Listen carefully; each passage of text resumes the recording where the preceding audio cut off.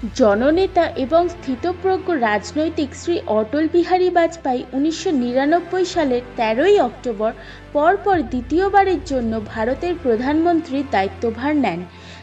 জাতীয় গণতান্ত্রিক জোট নামে এক নতুন কোয়ালিশন সরকারের প্রধান হিসাবে তিনি এই পদে নির্বাচিত হন। এর আগে 1996 সালেও স্বল্প সময়ের জন্য তিনি প্রধানমন্ত্রী ছিলেন। পণ্ডিত জওহরলাল নেহরুর পর তিনিই প্রথম প্রধানমন্ত্রী যিনি পরপর দুবারের জন্য জনাদেশে পেয়ে এই পদে আসীন হন। খ্যাতিনামা সংসদবেত্তা হিসাবে তার রাজনৈতিক জীবন 4 দশকের বেশি সময় শ্রী বাজপেয়ী লোকসভায় 9 বার নির্বাচিত হন এবং রাজ্যসভায় 2 বার নির্বাচিত হন। এটি একটি রেকর্ড। ভারতের প্রধানমন্ত্রী, বিদেশমন্ত্রী, বিরোধী দলনেতা, সংসদের বহু গুরুত্বপূর্ণ স্থায়ী কমিটির প্রধান হিসাবে তিনি স্বাধীনতার পরবর্তী সময় ভারতের অভ্যন্তরীণ এবং বিদেশ নীতির রূপরেখা নির্ধারণে অত্যন্ত সক্রিয় ভূমিকা নিয়েছিলেন। জাতীয় রাজনীতিতে শ্রী বাজপেয়ীর প্রথম অভিজ্ঞতা হয় তার ছাত্রজীবনে। 1942 সালে যে আন্দোলন ব্রিটিশ ঔপনিবেশিক শাসনের সমাপ্তিকে ত্বরান্বিত করেছিল, সেই আন্দোলনে যোগ দিয়ে তিনি প্রথম রাজনীতির সংস্পর্শে আসেন। রাষ্ট্রবিজ্ঞান ও আইনের ছাত্র হিসাবে কলেজ জীবনে তিনি বিদেশ সংক্রান্ত বিষয়ে বিশেষভাবে আকৃষ্ট হন। তার এই আকর্ষণ পরবর্তী সময় পরিণত হয় এবং পরে বহু পাক্ষিক এবং দ্বিপাক্ষিক একাধিক মঞ্চে ভারতের প্রতিনিধিত্ব করতে গিয়ে দক্ষতার সঙ্গে তাকে তিনি ব্যবহার করেন। শ্রী বাজপেয়ী সাংবাদিক হিসাবে তার জীবন শুরু করেন।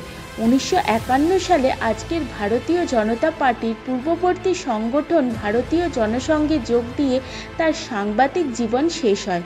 এই ভারতীয় জনতা পার্টি জাতীয় গণতান্ত্রিক জোটের প্রধান শরিক হয়ে ওঠে। প্রশংসাধন্য এক কবি শ্রী বাজপেয়ী এখনও তার ব্যস্ত জীবন থেকে সময় বের করে সঙ্গীত উপভোগ করেন এবং বিশেষ রান্নার কাজে সময় দেন। 1924 সালের 25শে ডিসেম্বর তৎকালীন গোয়ালিয়র দেশীয় রাজ্যে এক সাধারণ স্কুল শিক্ষকের পরিবার তার জন্ম হয়।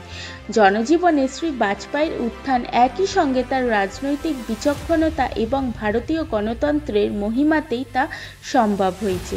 দশকের পর দশক ধরে তিনি বিশেষ শ্রদ্ধাভাজন এক নেতা হিসাবে পরিগণিত হয়েছেন।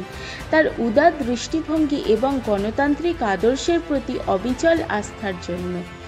মহিলাদের ক্ষমতায়ন এবং সামাজিক সমতার জোরালো প্রবক্তা শ্রী বাজপেয়ী এক অগ্রগামী এবং অগ্রবর্তী ভারতবর্ষের কথায় যা বিশ্বের দেশগুলির মধ্যে আপন শক্তি ও সমৃদ্ধির জোরে নিজের জায়গা করে নেবে বলে বিশ্বাস করেন।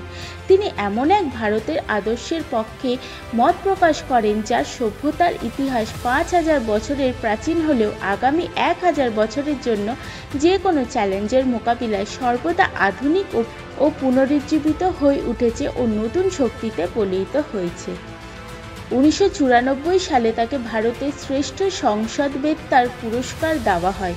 এই পুরস্কারের শংসাপত্রে বলা হয়েছে, তার নামের প্রতি সুবিচারে অটলজি একজন বিশিষ্ট রাষ্ট্রনেতা, বিচক্ষণ রাজনীতিবিদ, নিঃস্বার্থ সমাজসেবী, শক্তিশালী প্রবক্তা, কবি, সাহিত্যিক, সাংবাদিক এবং বহুমাত্রিক ব্যক্তিত্ব। অটলজি জনগণের আশা আকাঙ্ক্ষার মূর্ত প্রতীক। তার কাজের মধ্যে জাতীয়তাবাদের প্রতি পরিপূর্ণ নিষ্ঠার অনুরণন ঘটেছে। তবে আজকের ভিডিওটি এখানেই শেষ করছি। খুব তাড়াতাড়ি নিয়ে হাজির হব আরও একটি ইনফরমেটিভ ভিডিও। জানার জন্য চ্যানেলটিকে সাবস্ক্রাইব করে নিন। দেখা হবে আবার পরের একটি ভিডিওতে।